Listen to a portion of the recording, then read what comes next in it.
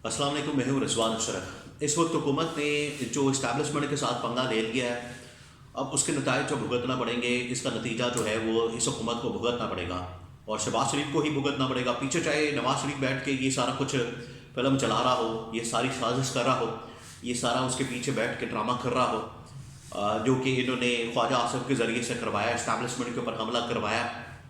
और ये जो असल में हमला करवाया, ये एक सोची समझी साजिश के तहत, एक प्लान के तहत करवाया गया है। इसका मकसद क्या है, इसका मकसद क्या हो सकता है और इससे कौन सा मकसद ये हासिल करना चाहते हैं जो ये हमला करवाया गया है।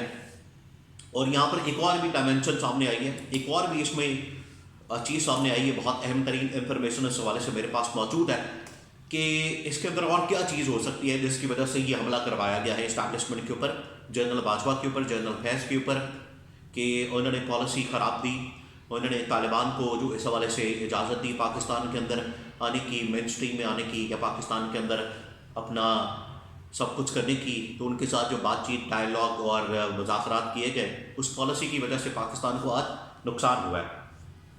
इसके ऊपर ये सोचा समझा एक मंसूबा है, इसके पीछे क्या है उसके बारे में 2-3 खबरें मेरे पास मौजूद है। पहली बात ये है कि अब यहाँ पर बात हो रही है, दो इसके पहलू हैं। एक तो नवाज शरीफ ने ये प्लान करके ख्वाजा आसिफ के ज़रिए से ये हमला करवाया जनरल बाजवा के ऊपर, जनरल फैज़ हमीद के ऊपर। उसकी वजह ये है कि नवाज शरीफ का इनके साथ बुग़्ज़ तो मौजूद है और नवाज शरीफ को एक मरतबा नहीं कई मरतबा बता चुका है। और नवाज शरीफ ने इस हवाले से ये चीज़ें सामने बताई हैं कि नवाज शरीफ की जो हुकूमत है, नवाज शरीफ का जो ये इनकी हुकूमत गिराई गई, वो उसके अंदर ये दो लोग थे, दो किरदार थे। इन लोगों ने हुकूमत गिराई और उसके बाद जब पाकिस्तान आना था तो उससे पहले भी नवाज शरीफ ने ये बात की थी कि ये वो दो लोग हैं, जनरल बाजवा, जनरल फैज़, जिन्होंने ये साजिश की। अब इसके अंदर एक और नई चीज़ सामने आई है, वो ये कि हो सकता है कि ये इस्टेब्लिशमेंट की जानिब से ही वज़ीर दिफा ख्वाजा आसिफ के ज़रिए से ये बात करवाई गई, दिलवाई गई कि आप इस तरह की बात करें ताकि हमारी जान छूटे और हम अपने आप को इस पॉलिसी से अलहदा करें और हम एक नई पॉलिसी को लेकर चलें। फिर हम लड़ाई झगड़ा और पूरा हमला शुरू कर देंगे तालिबान के ख़िलाफ़ या दहशतगर्दों के ख़िलाफ़ जो भी पाकिस्तान के ऊपर हमला कर रहे थे। कि पाकिस्तान के ऊपर जो हमले हैं वो बहुत बढ़ते जा रहे हैं और मुसलसल जो है वो दहशतगर्दी के अंदर इजाफा हो रहा है, इस तरह के वाक़यात के अंदर इजाफा हो रहा है। वो अब जिस तरह से ये मीर अली के अंदर हुआ, फिर गवादर के अंदर हुआ, और भी इस तरह की बहुत सारे वाक़यात सामने आ रहे हैं जिसमें मुसलसल जो पाकिस्तान की फ़ौज है, पाकिस्तान की जवान है, पाकिस्तान की जो इस्टेब्लिशमेंट है, उनको टारगेट किया जा रहा है, उनको निशाना बनाया जा रहा है, उनके ऊपर हमला किया जा रहा है।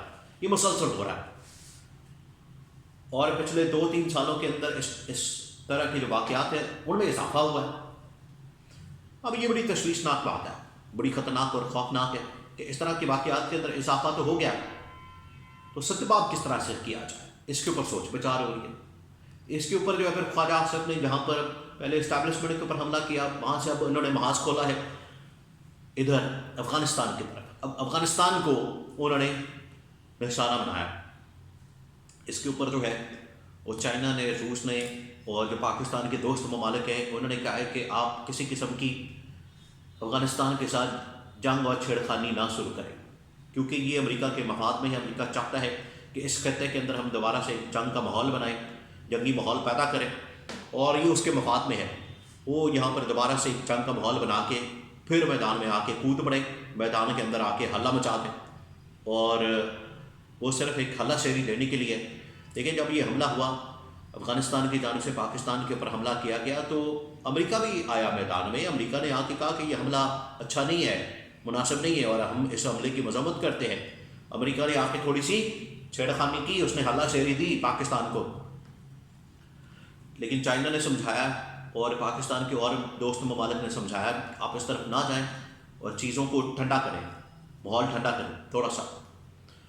लेकिन ख्वाजा आसिफ ने नया महाज खोल दिया है। ख्वाजा आसिफ लगता है थोड़ा घर जाने के लिए थोड़ा जल्दी में है, और इतने ताकतवर वज़ीर जो कि वज़ीर दिफा है, ताकत क्या होनी है वैसे इनके पास, ताकत वगैरह तो कोई नहीं होती इनके पास, ना कोई अथॉरिटी होती, ना पावर होती है, एक चपड़ासी तो लगा नहीं सकते। इंतज़ामिया के अंदर, हुकूमत के अंदर, और आए ये बड़े जनरल बाजवा को जनरल फैज़ हमीद का एहतसाब करने। एक ऐसा चुप तो बुला नहीं सकते ये लोग, और ये आके करेंगे एहतसाब इसका, जनरल बाजवा का या जनरल फैज़ का। करने वाले को बातें करें, और आप ये जो ऊंची ऊंची छलांगे मारते हैं, आप जो आसमान को पाँव लगाते हैं, ये छोड़ें। हकीकत जो असलियत है, जो हकीकत है, उसको मानें। अब ये जो इन्होंने हमला किया, इसके ऊपर दो नुक्ते हैं कि या तो ये नवाज शरीफ ने करवाया या फिर ये इस्टेब्लिशमेंट ने करवाया।